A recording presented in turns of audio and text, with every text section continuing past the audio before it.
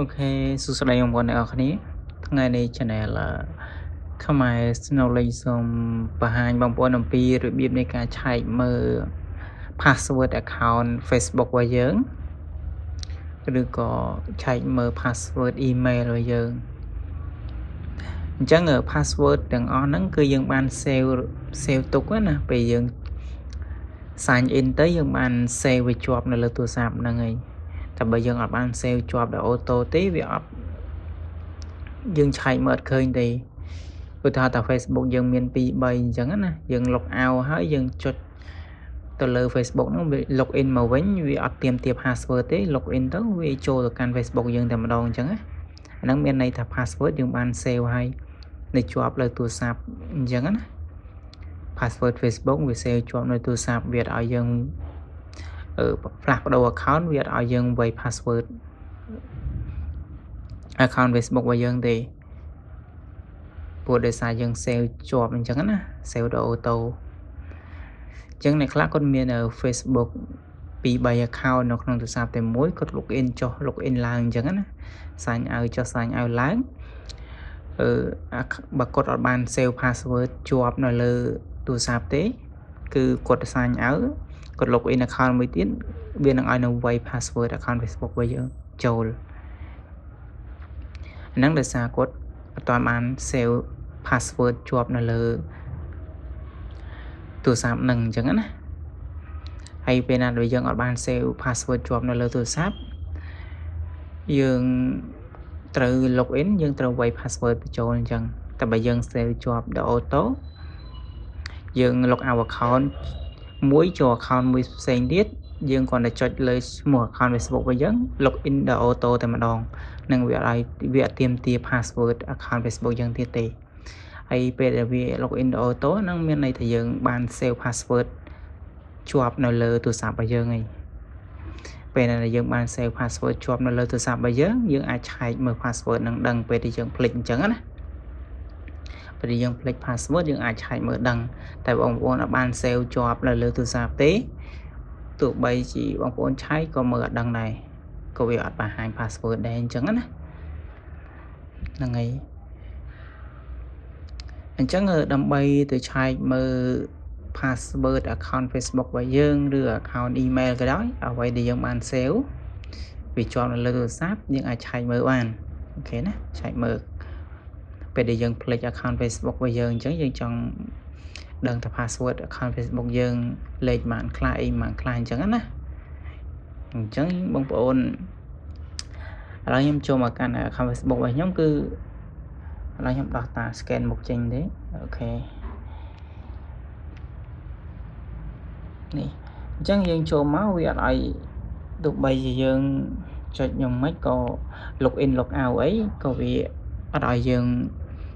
វាយ password ទៀតដែរណាដោយសារយើងបាន save ជាប់អញ្ចឹងណា save ជាប់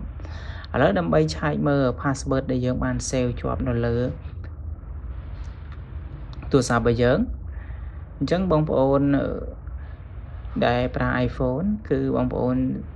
ឡូវវា update ថ្មីបងប្អូនមកមើលកន្លែងកម្មវិធី password នេះរូបសញ្ញាសោ3ណានៅខាងលើនេះរូបសញ្ញាសោ3ហ្នឹង password ហ្នឹងបងប្អូនចុចលើហ្នឹងមកអូខេខ្ញុំដោះ scan មុខចេញសិនដោយសារខ្ញុំចាក់ scan មុខអញ្ចឹងណាអញ្ចឹងបងប្អូនចូលមកវាដល់ចំណុចហ្នឹងគឺបងប្អូនចុចកន្លែងសោ all នេះរូបសញ្ញា all នេះរូបសញ្ញាសោកូនសោហ្នឹងអូខេអញ្ចឹងពេលដែលយើងចុចសោមក password កម្មវិធីផ្សេងដែលយើងបាន save គឺវានៅជាប់នឹងទាំងអស់ដូចជា Alibaba អីកម្មវិធី Apple កម្មវិធី ChatGPT ឬ account Facebook អីគឺនិយាយទៅឲ្យយើងបាន save គឺវាជាប់ password នៅនឹងទាំងអស់អញ្ចឹងណា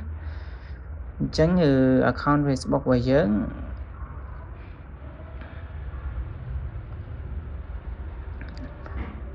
បងប្អូនចុចទៅលើ account Facebook មកដាក់ Facebook នេះមកអូខេ account Facebook នេះមកពេលដែលបងប្អូនចុចលើ account Facebook របស់យើងវានឹងបង្ហាញខាងលើនេះ email របស់យើងតែអានេះគឺកន្លែងខ្ញុំនេះខ្ញុំបិទណា lại email នេះខ្ញុំបិទបងប្អូនមើលកន្លែង username ហ្នឹងគឺវាបង្ហាញ email របស់យើងហើយបើបងប្អូនដាក់ email វាបង្ហាញ email បើបងប្អូនដាក់លេខទូរស័ព្ទវានឹងបង្ហាញលេខទូរស័ព្ទអញ្ចឹងណាហ្នឹងហើយចំណែក username បន្ទាប់មក password នេះ password ហ្នឹងឃើញបងប្អូនឃើញចុចច្រើនទេអូខេ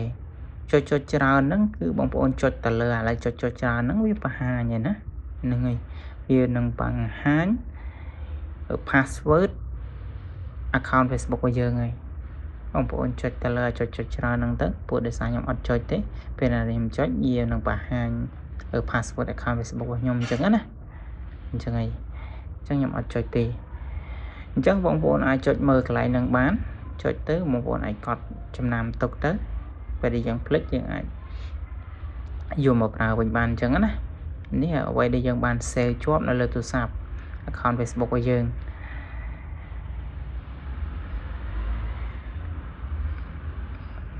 អូខេអញ្ចឹងគឺចំណុចហ្នឹងយើងអាចមើលទៅកាន់ email អីផ្សេងទៀតក៏បានដែរអូខេណាអ្វីដែលយើងបាន save ជាប់គឺវានៅនឹងទាំងអស់អញ្ចឹងណា email ក៏វា save password របស់យើងផងដែរហ្នឹងអ្វីបើយើងបាន save និយាយទៅឲ្យតែយើងបាន save នៅជាប់ទូរស័ព្ទវាចូលមកកាន់ក្នុងនឹងទាំងអស់អញ្ចឹងណាហ្នឹងហើយតែយើងអត់បាន save រសារទុកទេយើង login វាត្រូវការវាយ password ឲ្យតែ login វាយ password ហ្នឹងគឺមានន័យថាយើងអត់បាន save ជាប់នៅទូរស័ព្ទរបស់យើងទេហ្នឹងហើយពេលដែលយើង save ជាប់គឺវាកត់ទុកបែបហ្នឹងយើងអាចឆែកមើល password ដែលយើងបាន save បានអូខេអញ្ចឹងវីដេអូហ្នឹងមានតែប៉ុណ្្នឹងទេបាទសូមអរគុណសូមជម្រាបលាហើយបងប្អូនកុំភ្លេចជួយចុច Subscribe Channel ខ្មែរ Channel លេខម្នាក់មួយផងដើម្បីនឹងទទួលបានចំណេះដឹងថ្មីជាបន្តទៀតបាទសូមអរគុណ